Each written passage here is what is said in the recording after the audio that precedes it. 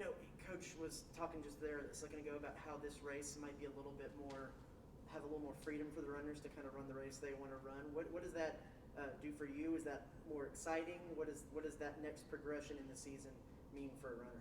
I just kind of look at it kind of like the next meet. I feel like me and him might have got a little bit off on the wrong foot as terms of like how I was going to get out. I know he wanted the first meet to focus on everybody kind of hanging back and working as a team, and I kind of took it out from the get go. So, nothing serious. It was just more of a like miscommunication thing. But I think going into this meet, having a little bit more freedom, I think it's going to be kind of like the next meet going on to the next one. More competition, obviously, a lot more schools come in this time. So it'll be interesting to see like some of the schools that go out and how we get out as a team. So I'm excited to see some of those guys come up. I know there's a lot of them that are working really hard. So yeah, I'm excited. It's you can't beat a home meet at with everybody, all the fans and the family coming. So and like Coach McCraven was mentioning, like it's just right in our backyard too. We get an advantage training there, a couple times a week, and so it's just another meet, and I'm excited to get going.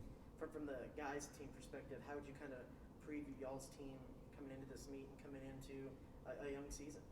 Yeah, so obviously this year just feels so much better from the get go. I mean, just the atmosphere is a lot better.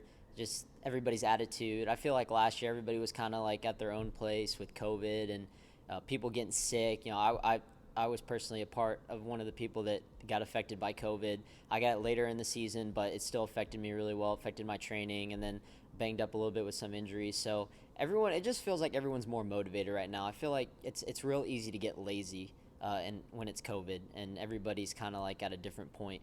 So I think this year overall, I've just seen a lot more fight in the guys in practice, a lot more motivation, a lot more accountability on the guys' side. And I'm sure on the girls' side, it's been the same way too. So it's already looking like it's a lot better than last year. And so I think in terms of like team success and everything, we have our own goals that we set for each other. We have our own like biweekly meetings, talk to the guys. I know it's my job to be a leader and let those guys know that even though we're not going to be ranked as one of the favorites in the SEC or be one of the top guys, we can still go out there and surprise ourselves and try to get a podium finish or try to get a top 5 finish and just do better than last year, because last year overall just was a poor performance by all of us, and we realize that. So I think it's just there's a lot of exciting things to see, and I think meet by meet when it goes, we'll see how everything unfolds. So Easier to kind of set the season apart as a little bit of a reset, like you were saying? absolutely, yeah, for sure. I think like the guys just wanting to come out there every day and work harder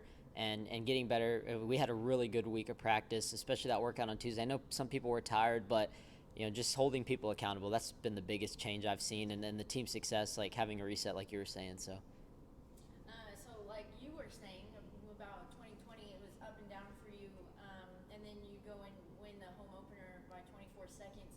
What have you been preparing for this season, and how's it been so far? yeah, so like I said, last year was just super tough for me mentally, everything.